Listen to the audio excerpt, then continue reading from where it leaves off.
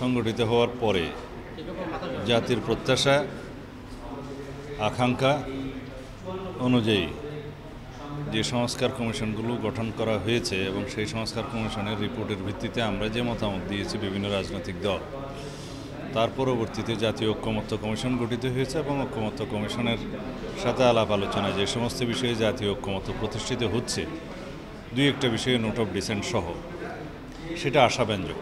আমি আশা করি 30 তারিখের মধ্যে, 30শে জুলাইয়ের মধ্যে জাতীয় সনদ বা জুলাই সনদ যাই বলি সেটা প্রণীত হবে ইনশাআল্লাহ। এখন জাতির প্রত্যাশা অনুযায়ী আমরা যে গণতান্ত্রিক সংস্কার, রাষ্ট্র কাঠামোর গণতান্ত্রিক সংস্কার, সাংবিধানিক গণতান্ত্রিক সংস্কার আমরা চাই, এই জাতি চায়, এবং শহীদের রক্তের প্রত্যাশা অনুযায়ী আমরা যেভাবে এই রাষ্ট্রটাকে গঠন করতে চাই এবং একটা শক্তিশালী গণতান্ত্রিক রাষ্ট্র বিনির্মাণের জন্য যে সমস্ত সংস্কারগুলো আমাদের করা প্রয়োজন, সেই বিষয়গুলো আলোচিত হচ্ছে এবং একটা ঐক্যমত্যে পৌঁছতে পারবো বলে আমরা সবাই আশা করি। এর মধ্যে মেজরিটি মৌলিক বিষয়গুলো প্রায় ঐক্যমত্য এসে গেছে বলা যায়।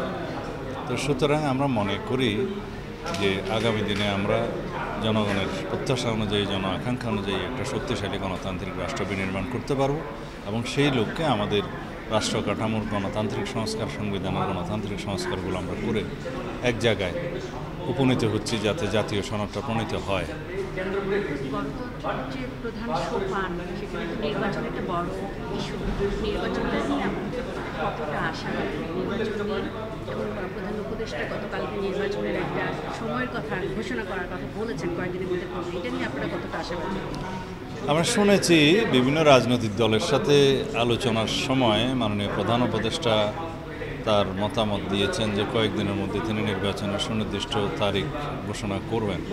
তবে সেটা আমরা মনে করি মাননীয় প্রধান উপদেষ্টার পক্ষ থেকে অথবা ওনার কার্যালয়ের মাধ্যমে নির্বাচন কমিশনকে সেই মেসেজটা তিনি প্রদান করবেন যতক্ষণ পর্যন্ত নির্বাচন কমিশনে নির্বাচন অনুষ্ঠানের জন্য, পরবর্তী জাতীয় সংসদ নির্বাচন অনুষ্ঠানের জন্য প্রতিশ্রুতি মোতাবেক লন্ডন বৈঠকের পরে আগামী ফেব্রুয়ারির প্রথমার্ধের পয়লা সপ্তাহে যে নির্বাচন অনুষ্ঠানের জন্য একটা সম্মতি দিয়েছেন, সেই বিষয়ে সুনির্দিষ্ট নির্দেশনা বা মেসেজ নির্বাচন কমিশনে প্রদান করবেন। এটা যতক্ষণ পর্যন্ত কমিউনিকেট না হচ্ছে নির্বাচন কমিশনের কাছে, ততক্ষণ পর্যন্ত অন্যের সাথে যারা আলাপ আলোচনার মাধ্যমে এটা জানতে পেরেছে, সেটা প্রকৃতপক্ষে ইলেকশন কমিশন ফলো করবে না।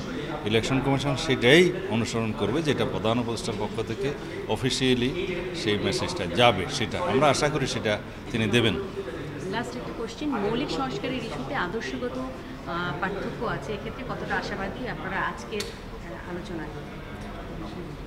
মৌলিক সংস্কারের প্রশ্নে কোনো রাজনৈতিক দলের দুই একটি সংস্কারের বিষয়ে আদর্শগত মিল থাকতে পারে, নাও থাকতে পারে, কিন্তু আমরা বলেছি সেই বিষয়গুলো পরবর্তী জাতীয় সংসদে বিস্তারিত আলোচনার মাধ্যমে সেই আদর্শিক মূলনীতিগুলো নির্ধারিত হবে। কিন্তু তার সাথে সংযুক্ত করার জন্য রাষ্ট্র পরিচালনার মূলনীতি হিসাবে যে প্রস্তাবটা কমিশনের পক্ষ থেকে এসছে, এটা গ্রহণ করা যায়। কিন্তু রিপ্লেস করে না, রিপ্লেস করা বা না করা সেটা জাতীয় সংসদ নির্ধারণ করবে। রাষ্ট্র পরিচালনার মূলনীতি আমরা আমাদের দলের পক্ষ থেকে আমাদের প্রস্তাব হচ্ছে, আমরা পঞ্চম সংশোধনীতে যেভাবে রাষ্ট্র পরিচালনার মূলনীতি গৃহীত হয়েছিল সেটাতে আমরা আছি। সেখানে আল্লাহর ওপর আস্থা এবং বিশ্বাস আছে এবং ধর্মনিরপেক্ষতা সেখানে নাই। সেই বিষয়ে আমরা একমত যে রাষ্ট্র পরিচালনার মূলনীতি যেটা সংবিধানের অনুচ্ছেদ 8-এ উল্লেখিত ছিল পঞ্চম সংশোধনের পরে, সে জায়গায় আমরা একমত। বান্ডেল থাকলে প্রতি সেনমানিতে টাকা বাঁচবে। বিকাশ সেনমানি বান্ডেল কিনে জিতুন প্রতি লেনদেনে। জাতীয় ঐক্যমত্য কমিশন হয়তো একটা সিদ্ধান্তে আসতে পারে, সেটা আমরা দেখার পরে মন্তব্য করতে পারবো। তবে যার যার আদর্শিক জায়গা থেকে তাদের অবস্থান থাকবে, এটাই স্বাভাবিক। সেই জন্যে আমরা বলেছিলাম রাষ্ট্র পরিচালনার মূলনীতি যেটা সংবিধানের 8ম অনুচ্ছেদে উল্লেখ থাকে, সেটা বিদ্যমানটা থাকবে না পঞ্চম সংশোধনীটা থাকবে, সেটা জাতীয় সংসদে আলাপ আলোচনার মধ্য দিয়ে সেটা নির্ধারিত হবে।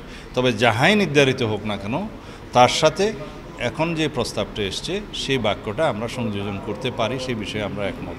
সেই বাক্যটা হচ্ছে সাম্য, মানবিক মর্যাদা, সামাজিক সুবিচার, গণতন্ত্র, ধর্মীয় স্বাধীনতা, ধর্মীয় সম্প্রীতি এবং